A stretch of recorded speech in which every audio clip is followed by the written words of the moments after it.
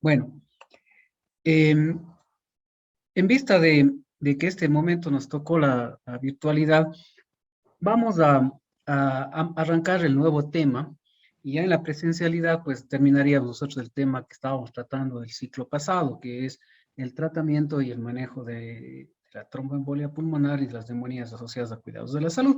Entonces ese punto quedaría pendiente para cuando una vez que estemos en la presencialidad terminar con el tema.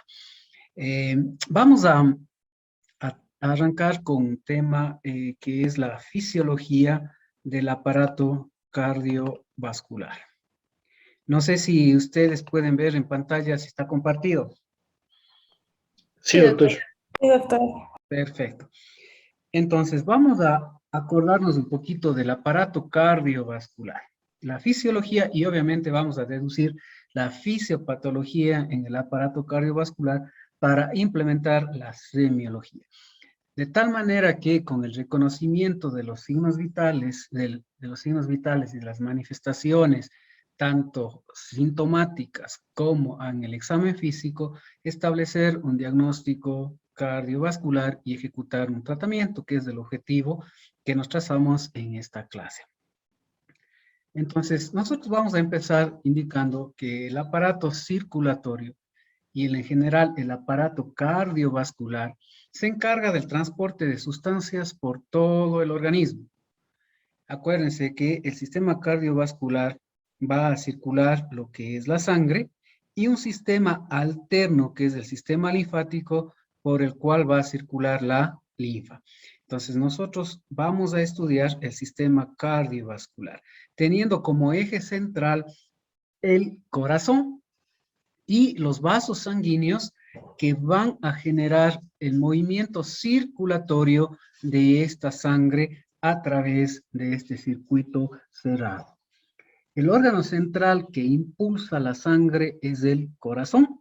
Las arterias van a dar presión a este sistema de sangre y las venas van a dar compliance, o sea, la capacidad de almacenaje de la sangre.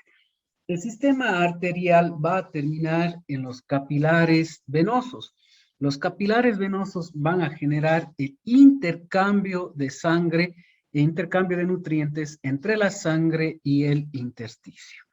Y obviamente, una vez que intercambian, los líquidos tienen que retornar hacia las venas y las venas nuevamente hacia el corazón, cerrando este circuito cerrado. Entonces, aquí ustedes pueden ver una revisión anatómica del aparato cardiovascular, en donde tenemos nosotros al corazón en su conjunto, con sus cavidades, la aurícula izquierda, la aurícula derecha y sus dos ventrículos, el ventrículo izquierdo y el ventrículo derecho. El corazón van a salir dos arterias grandes. Del ventrículo derecho, la arteria pulmonar, y del ventrículo izquierdo, la arteria aorta. Y estas se van a ir ramificando hasta, en varias arterias, hasta llegar al sistema capilar. En el sistema capilar se va a producir el intercambio de sustancias necesarias para el funcionamiento de las células.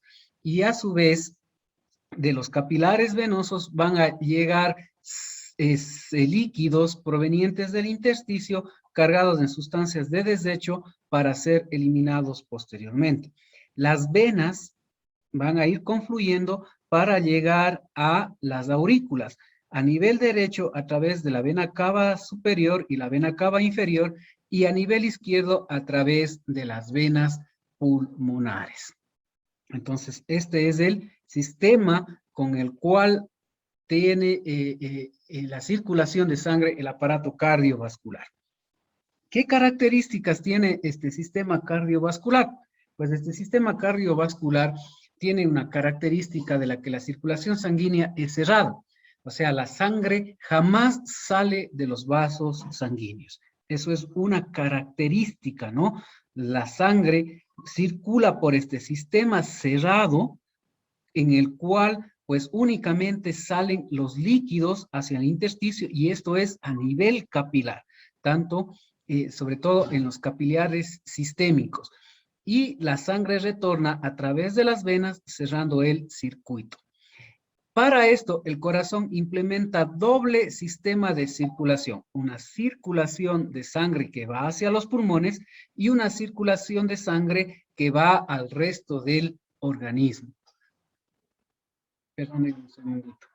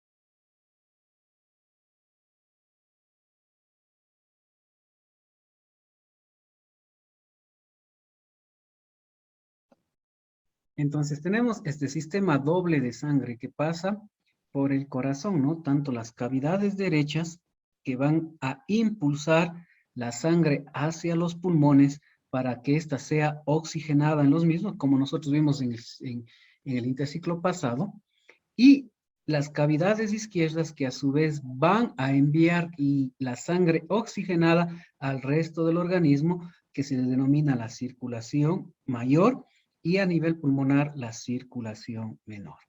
Entonces, estos dos son sistemas de circuitos cerrado, ¿no?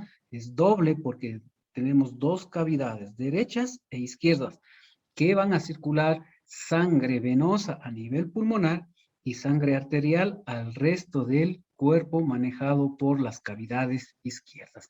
Otra característica importante es que esta circulación sanguínea es completa. La sangre oxigenada y la desoxigenada, por lo general, en condiciones fisiológicas, no se mezclan. ¿Por qué digo por lo general? Porque ustedes saben que a nivel de la circulación bronquial hay un pequeño shunt fisiológico donde sí las venas bronquiales drenan hacia los vasos sanguíneos pulmonares y obviamente es una sangre venosa que se va a mezclar con las venas pulmonares, perdón, y generar este shunt fisiológico que habíamos visto. Entonces, la parte derecha del corazón solo bombea sangre desoxigenada.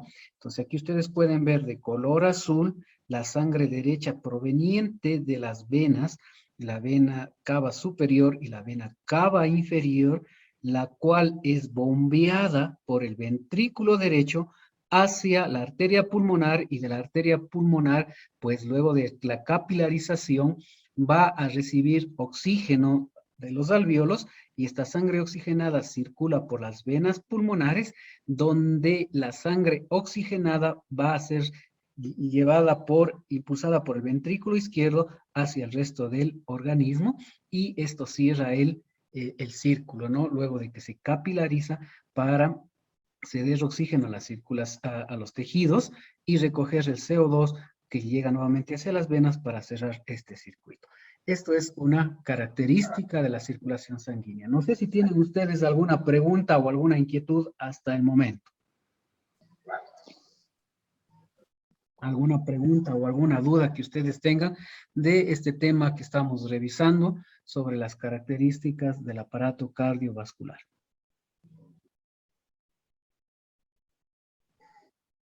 No, no hay preguntas. Vamos a continuar avanzando en la presentación. Entonces aquí ustedes ven esquematizado la circulación mayor y la circulación menor. En la circulación menor, como ustedes pueden ver, la sangre es recogida de todo el sistema venoso sistémico a través de dos venas grandes que desembocan en la aurícula derecha. la vena cava superior y la vena cava inferior. La vena cava superior drena la sangre de la cabeza y de las extremidades superiores. La vena cava inferior, a su vez, lo hace de la cavidad abdominal y de las extremidades inferiores. Una vez que la sangre llega a la aurícula derecha, a través del sistema valvular pasa hacia el ventrículo derecho.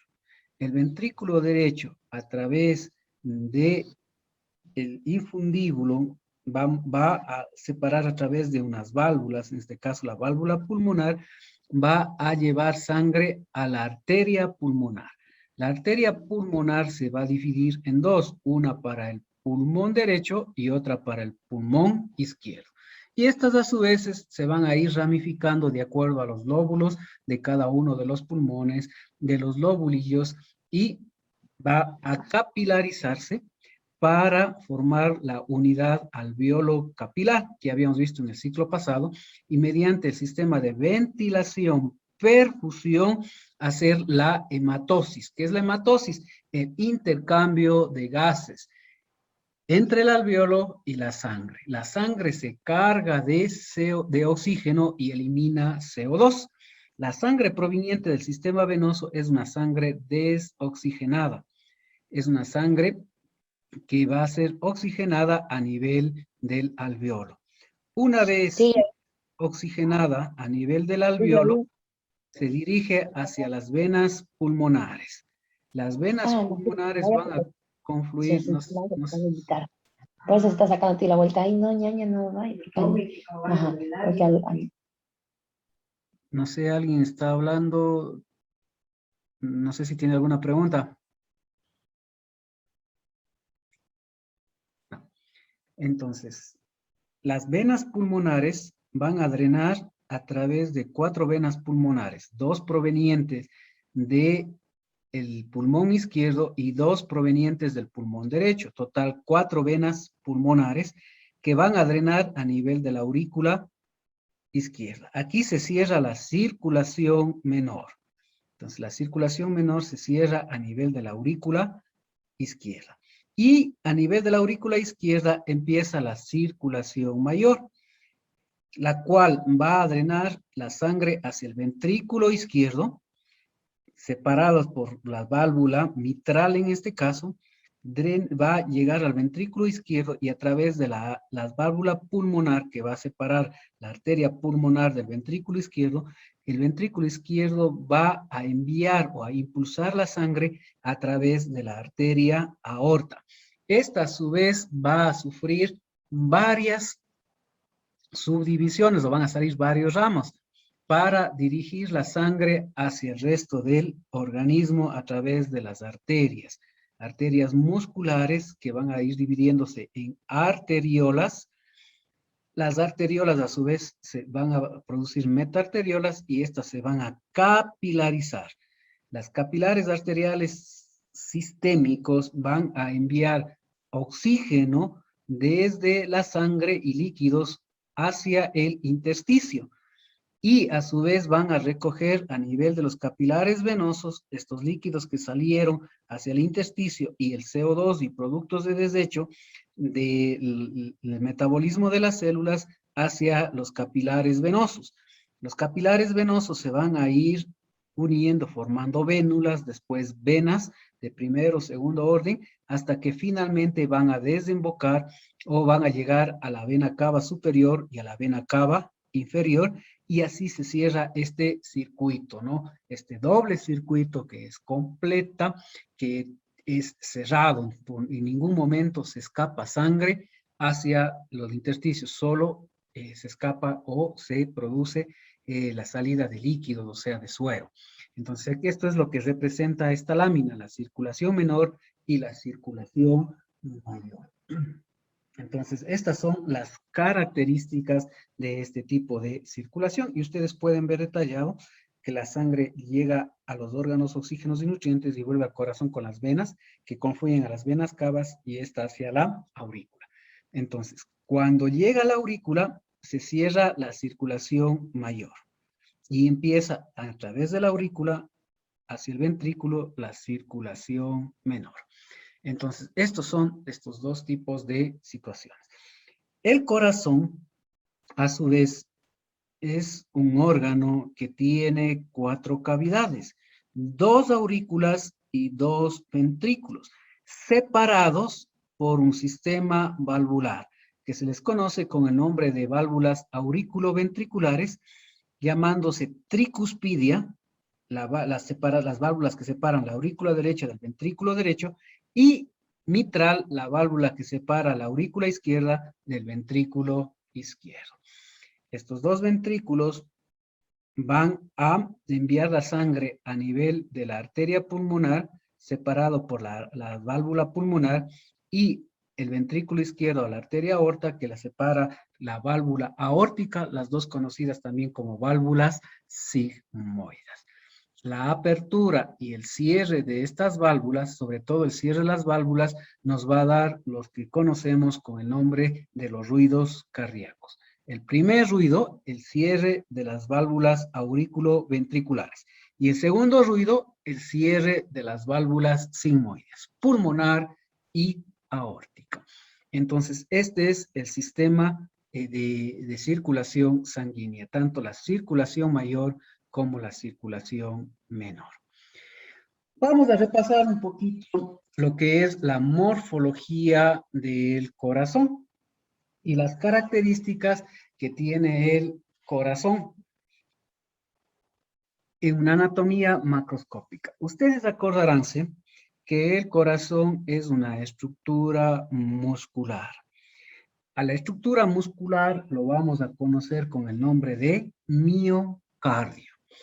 Una característica importante de este miocardio es que es músculo estriado desde el punto de vista morfológico, pero funcionalmente este miocardio funciona como un músculo liso, como un sincitio. Entonces, esto es una característica del miocardio. Rodeando a este miocardio tenemos una envoltura del corazón que se le conoce con el nombre de pericardio, que tiene 2 hojas, la hoja del pericardio visceral y la hoja del pericardio parietal. Y en el interior tenemos nosotros que está tapizado las cavidades cardíacas por una estructura que se le conoce con el nombre de endocardio. Entonces, por lo tanto, el corazón tiene 3 capas. El endocardio que tapiza las cavidades cardíacas, el miocardio que es la parte muscular del corazón y el pericardio que es una estructura serosa que envuelve al corazón. Entonces, aquí ustedes pueden ver la estructura del corazón. El corazón tiene una distribución que va desde arriba hacia abajo. Va de derecha a izquierda, de derecha a izquierda, y de atrás hacia adelante. Esa es la característica de distribución del corazón. El corazón se localiza por detrás de la pared externocostal, en el mediastino medio, y como ya había mencionado, con su eje longitudinal dirigido de atrás hacia adelante, de la derecha hacia la izquierda y de arriba hacia abajo. Está situado entre los pulmones por delante de la columna vertebral y del esófago, apoyado sobre el diafragma. El ápex o punta está dirigido hacia abajo, hacia adelante y hacia la izquierda, proyectándose a nivel del quinto espacio intercostal izquierdo, línea hemiclavicular. La aurícula y el ventrículo derecho ocupan la porción anterior del corazón, mientras que la aurícula y el ventrículo izquierdo se localizan posteriormente. Esto es lo que quieren decir. Miren, aquí si ustedes ven, tenemos al ventrículo derecho, que está en la porción anterior, la aurícula derecha que está acá, que también está en porción anterior, y el ventrículo izquierdo y la aurícula izquierda están lateralmente o posteriormente a estas cavidades. Esta es la distribución habitual del corazón. La posición del corazón varía con la constitución de cada paciente. y con el proceso de inspiración y expiración. Toma una posición vertical durante la inspiración y en los individuos longilíneos, o sea, en los individuos delgados, y una posición horizontal durante la expiración y en las personas que son muy robustas, hablemos de personas pícnicas, ¿no? Entonces, esto es una característica. Y nosotros tenemos que diferenciar estas características anatómicas cuando nosotros evaluemos al tipo de paciente en lo que estamos trabajando. O sea, eso significa que el corazón se verticaliza en las personas delgadas y se horizontaliza en las personas gruesas, ¿no? En las personas con importante panículo adiposo. Entonces, estas son características del corazón. Entonces, tenemos ya el corazón con cada una de sus partes, ¿no? La aurícula izquierda se encuentra, esta es la aurícula izquierda, se encuentra al lado del bronquio izquierdo y al lado del nervio laringio recurrente. Y esto es importante porque muchas veces la dilatación de esta cavidad puede desplazar al bronquio hacia arriba y comprimir el nervio laringio recurrente. Como ustedes saben, los nervios laringios recurrentes van a inervar a la laringe y obviamente las cuerdas bucales. En algunas ocasiones, cuando la aurícula es muy grande, muy gigante, desplaza el bronquio y comprime el nervio laringio recurrente, nos puede dar una característica clínica como es la disfonía en pacientes cardíacos.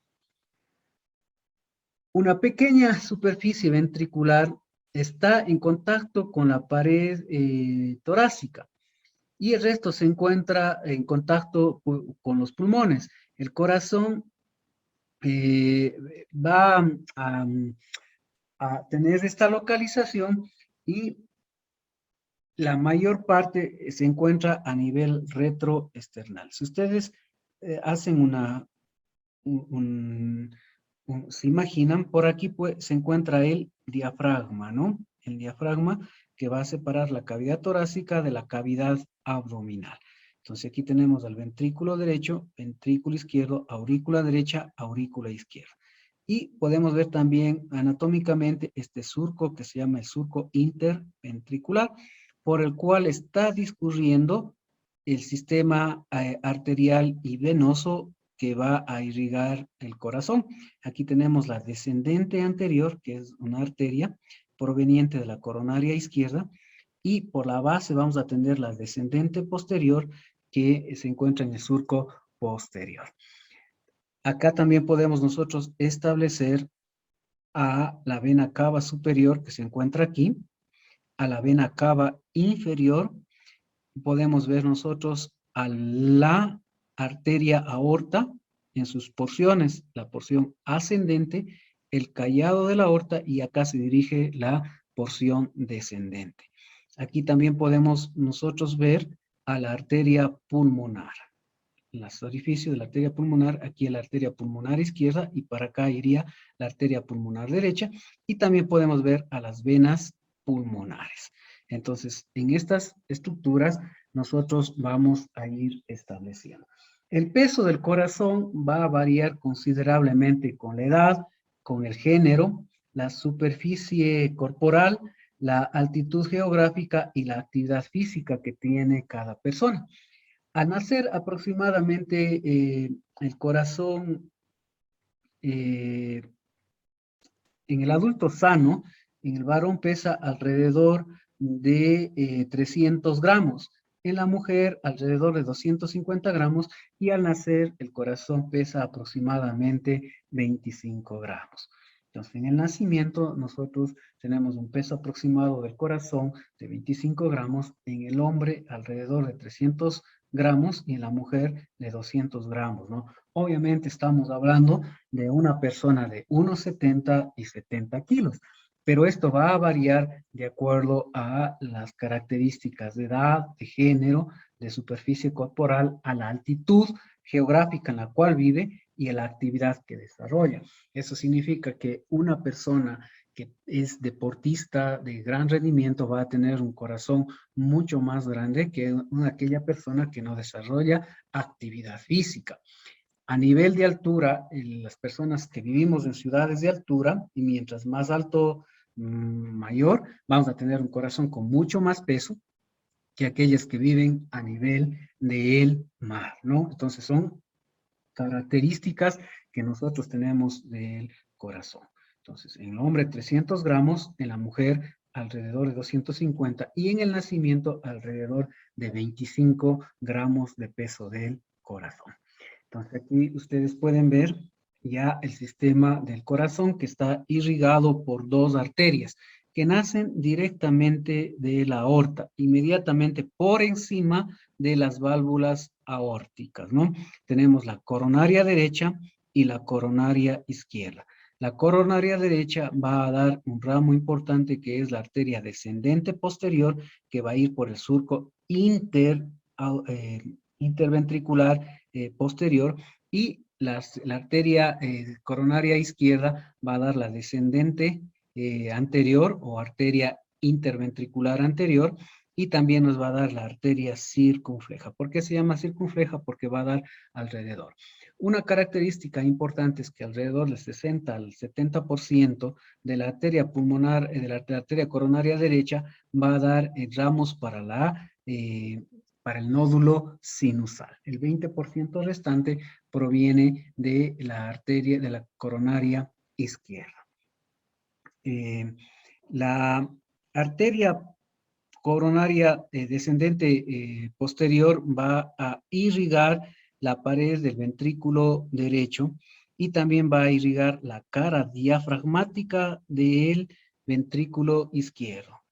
Y a su vez el tercio posterior del tabique intercostal, o sea, a esta estructura. La descendente anterior va a irrigar la pared anterior del ventrículo izquierdo y los 2/3 anteriores del septo interventricular. Y la arteria circunfleja va a irrigar la pared lateral, por lo general, del ventrículo izquierdo. Entonces, ustedes acordarán que habíamos mencionado que el corazón tiene caras. Aquí tenemos nosotros la cara anterior, la cara lateral, lateral alto, lateral bajo, y la cara diafragmática. Y obviamente tenemos el septo. Entonces, de tal manera que, de acuerdo a lo estudiado, podemos definir que si se obstruye la descendente posterior, vamos a tener probabilidades de infarto del ventrículo derecho y de la cara diafragmática. Por eso es que en medicina nosotros decimos que cuando tenemos un infarto de la cara diafragmática, también tenemos que hacer derivaciones derechas para descartar infarto del ventrículo derecho. Y la descendente anterior, cuando se infarta, va a dar origen a los infartos anteroseptales y la circunfleja a los infartos laterales, sobre todo laterales altos. Entonces, esto es una característica de la circulación del corazón, la circulación a través de las coronarias. Y obviamente, como vemos acá, también van a drenar a través del sistema venoso, las arterias y las venas interventriculares, y también vamos a tener las venas que van a drenar la sangre del corazón. Aquí tenemos la vena, sobre todo la vena magna de Galeno, que va a drenar a nivel de la aurícula derecha, ¿no? Este sistema venoso drena a nivel directamente a la aurícula derecha. Aquí ustedes pueden ver un gráfico del corazón, ¿no? Con sus diferentes partes. Aquí tenemos el pericardio, envuelto el corazón, es una serosa, incluso en la parte posterior también tiene un componente graso. En el interior está cubierto por rugosidades que se les conocen como papilas o músculos papilares, sobre todo más acentuado a nivel de los ventrículos que en las aurículas, y eso se conoce con el nombre de endocardio. Y la parte muscular, la parte del músculo estriado, pero con función de músculo liso, una función de sincicio, entonces tenemos al miocardio.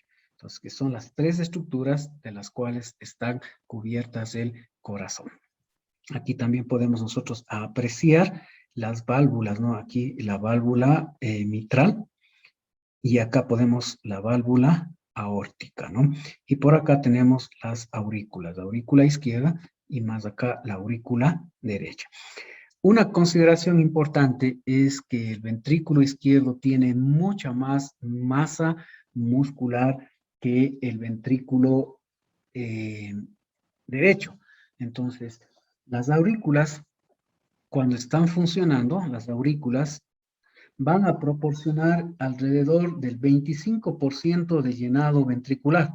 Cuando se contraen, tienen un papel de reservorio, acumulan sangre durante la sístole ventricular para verterlo luego a los ventrículos a través de las válvulas auriculoventriculares que habíamos mencionado, la tricuspidia y la mitral. Las paredes auriculares son delgadas y la superficie cavitaria es lisa, excepto en las orejuelas, donde presentan columnas carnosas que se les conoce con nombre de músculo pectíneo. Aquí ustedes pueden ver la orejuela de la aurícula izquierda. Entonces, en este segmento tenemos musculatura pectínea. La aurícula derecha recibe sangre de las venas cava superior e inferior y del seno coronario, donde desembocan las venas coronarias, ¿no? Presentan válvulas rudimentarias en la desembocadura de la vena cava inferior, que se conoce como las válvulas de Eustaquio, y del seno carotidio, donde tenemos nosotros las válvulas de Tevesio, esto como curiosidad. La aurícula izquierda recibe sangre de las 4 venas pulmonares y la expulsa al ventrículo izquierdo por la válvula mitral.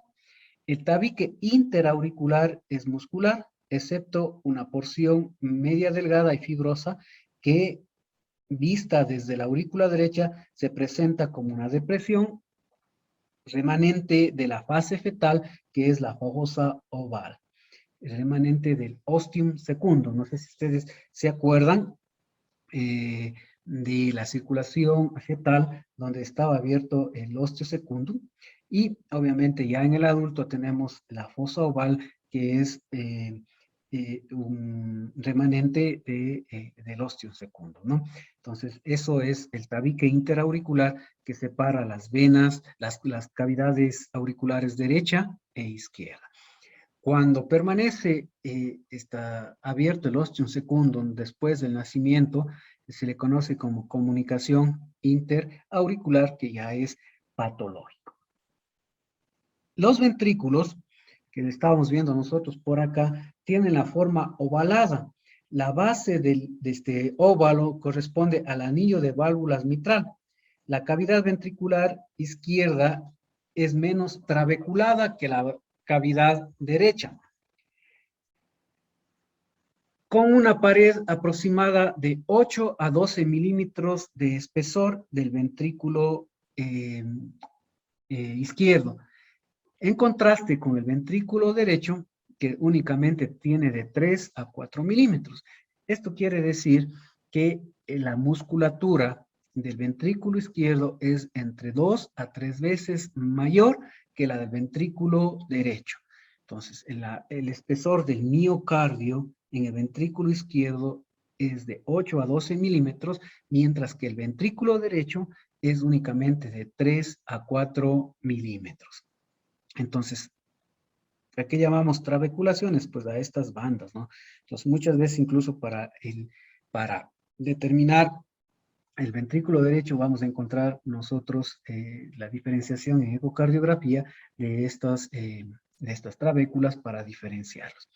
El tabique interventricular no es sagital, sino fuertemente convexo a la derecha. Esto es por las mayores presiones que tenemos a nivel ventricular izquierdo. Y en su mayor parte es muscular, excepto en una pequeña área membranosa en su parte superior, que se halla dividida por la válvula tricúspide en dos porciones, una inferior que se llama interventricular y otra superior que se llama aurículo ventricular, que podemos nosotros observar aquí. Entonces, estas son las características del del tabique interventricular. Entonces, el ventrículo izquierdo es ovalado. En cambio, el ventrículo derecho tiene una forma triangular, constituye una especie de media luna envuelta sobre el tabique interventricular y puede dividirse en una porción póstero-inferior o cámara de llenado en donde se localiza la válvula tricúspide y una porción antero-superior que corresponde al infundíbulo o cámara de salida de la arteria pulmonar. La línea demarcatoria entre las dos porciones consiste en bandas de músculo que forman las bandas del tabique, la banda parietal y la cresta supraventricular. A estas bandas también podemos apreciar la banda moderadora. Entonces, con la localización ecocardiográfica de estas bandas, nos permite también diferenciar entre el ventrículo izquierdo y el ventrículo derecho. La banda moderadora o cintilla arqueada es un pilar de segundo orden que lleva fibras del sistema de conducción y se extiende desde la base del pilar anterior de la tricúspide, pared anterior, hasta la pared septal o interna. La mayor trabiculación del ventrículo derecho explica el anclaje de los catéteres utilizados para la implementación de marcapasos cardíacos. La aurícula y el ventrículo derecho manejan sangre venosa y se comportan como una cámara de volumen. En cambio, la aurícula y el ventrículo izquierdo son cámaras más bien de presión. A su vez, el corazón ya en su parte interna, vamos a ver si tengo una fotito por acá, ¿ya? Entonces aquí podemos ver, esta es la porción que yo les había mencionado, la porción que corresponde a la póstero inferior, aquí, póstero inferior o cámara de llenado, que es esta, y una porción antero superior que corresponde al infundíbulo o tracto de salida del ventrículo derecho, que son las dos porciones. Aquí ustedes pueden ver a la válvula tricúspide y aquí a la válvula pulmonar. Entonces, las dos porciones que habíamos mencionado del ventrículo derecho, la porción póstero inferior y la porción antero superior o infundíbulo, ¿no? Aquí pueden ver ustedes la forma triangular que tiene el ventrículo derecho y aquí la forma ovalada que tiene el ventrículo izquierdo. La pared muscular mucho más grande del ventrículo izquierdo en comparado con el ventrículo derecho. Entonces, de tal manera que aquí mide de 8 a 12 milímetros y acá únicamente de 3 a 4 milímetros, ¿no? Que habíamos mencionado. ¿Qué importancia tiene el esqueleto fibroso del corazón? Entonces, el esqueleto fibroso del corazón, llamado también el anillo, que corresponde al anillo valvular, es un armazón fibrosa que ensamblan las fibras musculares que conforman sus paredes. Está conformado por 4 anillos valvulares fibrosos y las extensiones que de estos nacen. Entonces, la separación donde se asientan las válvulas es el anillo fibroso del corazón, ¿no? O los anillos valvulares. Aquí ustedes pueden observar la parte fibrosa del corazón. El resto es músculo, ¿no? Entonces, que separan las aurículas de los ventrículos y dan soporte a las válvulas cardíacas para su funcionamiento. El anillo rodea a los orificios aurículos ventriculares y en otros casos sirven de soporte a los troncos arteriales, tanto pulmonar como aórtico. Entre las extensiones importantes del esqueleto fibroso está una forma de porción membranosa en el septo interventricular que habíamos mencionado que en su porción anterior es muscular y una pequeña porción que es fibrosa, ¿no? Esto habíamos mencionado en características del septo interventricular que habíamos mencionado en este caso, ¿no? Una pequeña área membranosa en su parte superior, que ustedes pueden observar aquí, y el resto es muscular. Entonces, características anatómicas del corazón, en donde se van a instaurar el sistema de anillos valvulares, ¿no? Y para dar sostén a este sistema de anillos valvulares tenemos la porción fibrosa del corazón. ¿Qué características tienen las válvulas cardíacas? La válvula mitral y tricúspide tienen un aparato valvular tienen un aparato valvular, constan de los elementos, el anillo fibroso que habíamos mencionado, las válvulas como tal y las cuerdas tendinosas que ustedes pueden ver aquí, que estas son las cuerdas tendinosas que se anclan al borde libre de la válvula y a los músculos pectíneos que tenemos de primero y segundo orden. Aquí tenemos los músculos pectíneos, ¿no? Que es característica de los ventrículos. Entonces tenemos aquí las cuerdas tendinosas, las valvas libres como tal y lo que tenemos, el anillo fibroso que rodea a la válvula. La tricúspide presenta tres valvas, una anterior, una media occipital y una posterior, que es la característica de la válvula tricúspide. La mitral, en cambio, presentan dos válvulas, una anterior o aórtica y otra posterolateral. La anterior es la más grande y contribuye a su forma y límite entre las cámaras de entrada y salida del ventrículo izquierdo. Aquí ustedes pueden ver la aórtica y la posterolateral.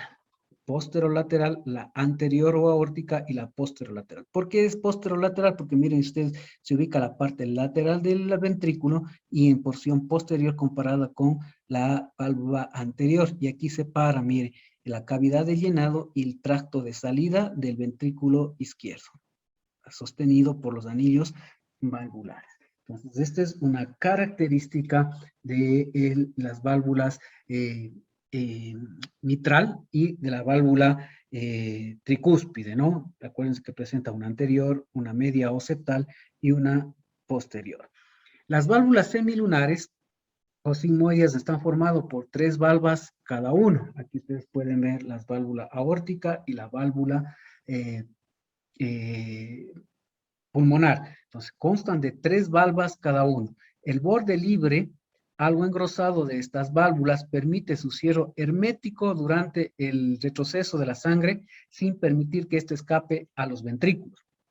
El objetivo de estas válvulas es que la dirección del flujo sanguíneo sea unidireccional. Eso significa que si una vez pasan a las aurículas, hacia los ventrículos, en el momento en que se produce la sístole, no regrese hacia las aurículas. Y una vez que la sangre en sístole es enviada hacia las arterias, la sangre no retorne nuevamente hacia los ventrículos mediante este cierre hermético que tienen las válvulas. Acordaránse que la válvula tricúspide y la válvula mitral tienen cuerdas tendinosas que se anclan a nivel de músculos pectíneos de primero y segundo orden. En cambio, las válvulas sigmoides únicamente tienen un engrosamiento de la válvula en la porción medial que permite el cierre hermético. Aquí no están rodeadas de músculos pectíneos, ¿no? Sino únicamente es el borde libre que se cierra de manera hermética, evitando que la sangre retorne hacia los ventrículos. La válvula aórtica se inserta en tres pequeñas dilataciones de la pared arterial, que se conocen con los nombres de senos aórticos de Valsalva. En la pared de estos senos correspondientes a las válvulas derecha e izquierda se encuentran los orificios de origen de las arterias coronarias, que se le conoce como ostium coronario, tanto para la coronaria derecha como para la coronaria izquierda. Señores, señoritas, estudiantes, no sé si tienen alguna pregunta o alguna inquietud hasta el momento.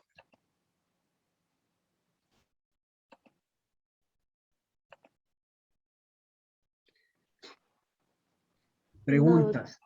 Si está claro, si están acordándose, esto es un pequeño doctor. resumen. Si estamos claros. Sí, doctor. ¿Ya? Entonces, ¿por qué es importante ir reconociendo esta estructura? Porque después nosotros ya cuando hablemos de miocardio, de endocardio, de pericardio, vamos a ir buscando patologías, ¿no? Y la funcionalidad de cada uno de ellos, así como también la circulación coronaria es importante y tanto la circulación mayor como la circulación menor también tiene su importancia. Vamos a dejar hasta ahí la clase para continuar.